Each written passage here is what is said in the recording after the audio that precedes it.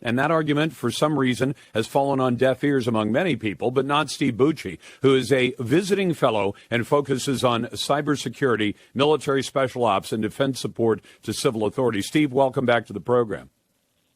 Oh, it's great to be back on the show. Thank you for having me. Well, and you wrote that ICE has a policy of not picking up and removing illegal immigrants, I call them illegal aliens, who are merely witnesses to crimes. Tell me why that's so significant. Well, ICE is really trying to make it easy for the local jurisdictions to cooperate with them. One of the arguments that people try and use to support the whole idea of sanctuary cities is that, well, if the illegal immigrants are afraid to come in because they're going to be deported, they won't report crime, so bad people will get away with stuff. So we don't, let those mean ICE guys into our facilities. Well, ICE says, look, we're not going to, if somebody comes in as a witness to a crime, we're not going to take action on them right now. Now, later on, those people do something else, they might get deported. But at that time, they will not be picked up. So any illegal alien that is a witness to a crime or a victim of a crime can go and report it, and they should be assured they're not going to get deported at that moment by ICE. And you also point out, Steve, and I thought this was right on point, ICE has just finished up a major operation. In fact, we've talked to the acting director of ICE about this, where they literally picked up hundreds and hundreds of people who were in the country illegally. But 95% of those illegal aliens had criminal convictions, not charges, but they've actually been convicted of crimes or pending criminal charges at the time they were arrested. These are exactly the kind of people that I would think that most law-abiding citizens, Latino or not, would say, well, if they've already been convicted of a crime or they're accused of a crime at the time that they're taken into custody, by all means, remove them from the community and the country if you can. Absolutely. And remember, Lars, most of the victims of these folks are other Latinos. There are other people in their neighborhoods.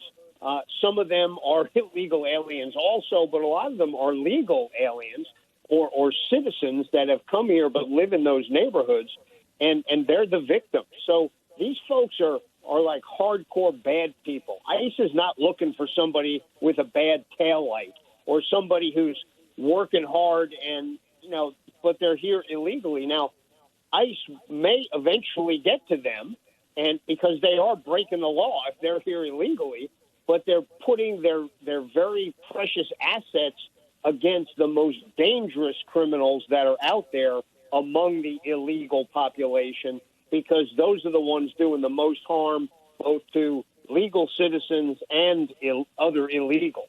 That's who ICE is going after.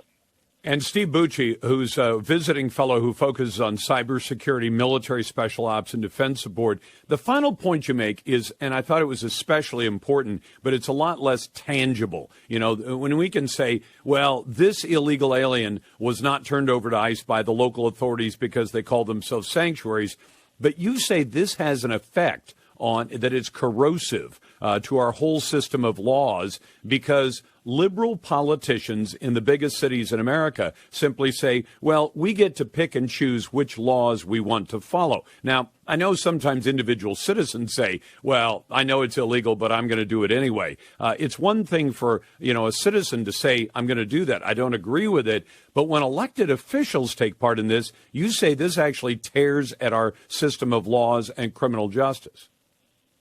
It absolutely does, because those are the folks who are supposed to be upholding the laws. If they really don't like a federal law, then work with their congressional representatives, who are probably from the same party as them, and get the law changed.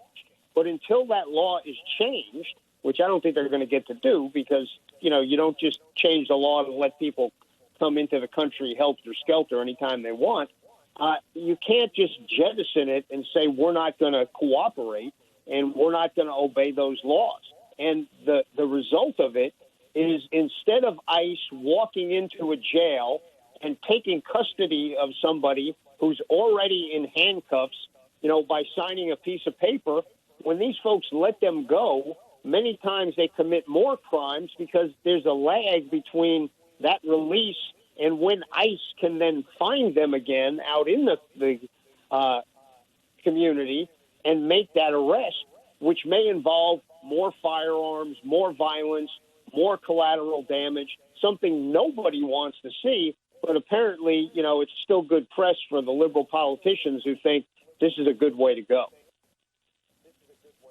I can tell you, Steve, that the Trump administration, I've had much better luck at getting information out of ICE. They are much more willing to give us information. During the Obama administration, we got almost zero from the ICE administration. We'd call them up and say, we'd like to see if this person is here illegally. We've got good reason to believe he may be. And they'll say, no, we're not allowed to tell you anything. Under Trump, we can. But there's another phenomenon, and I haven't seen anybody put together numbers on it yet. But I saw a case about a week ago, and they said they were looking for a guy who was in the United States, and he was wanted in Mexico for a murder that the police there thought he had committed, and they believed that he had run to the United States. So in other words, on top of all the crimes that are committed by illegal aliens here, we've now become one of the go-to hideouts for serious criminals from Mexico who want a safe place to hide because they can't hide in their own country because they'll be caught and jailed and convicted, but they can come to the United States and hide out. And I figure if they're willing to do a murder in Mexico and then commit more crimes to hide out here,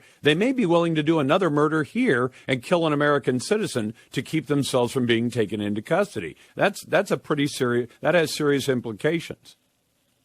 It sure does. And you're spot on. Why would a criminal stay in Mexico where he could get picked up at any time by the police or the military there when he can come to the United States, go to one of those sanctuary cities and hang out, commit crimes, and if he gets arrested, okay, maybe they'll keep him in jail for a couple of days, but then they'll cut him loose, refusing to honor the detainer request that ICE has made, because ICE tracks these folks. They have a pretty good idea where they are, but they can't always get to them as quickly as they'd like, particularly when the local police are not allowed to help them. And I have to tell you, this is not a problem with the local police. Other than maybe a few political appointees at the top, local police authorities want to help ICE because they know it will make their communities safer, and that's what they're sworn to do. But they're not allowed to by their political leaders, the mayors, the county officials, the state officials, who say, no, not only do we discourage you from doing that, we forbid you from doing it, and if you help ICE, we're going to fire you. So the police are kind of stuck. So it's really something that the citizens have to take in hand, go to the voting booth, and get rid of the politicians that are perpetrating this farce. Absolutely right. That's Steve Bucci, who's a visiting fellow focusing on cybersecurity, military special ops, and defense support for civil authorities. Steve, thanks very much for the time.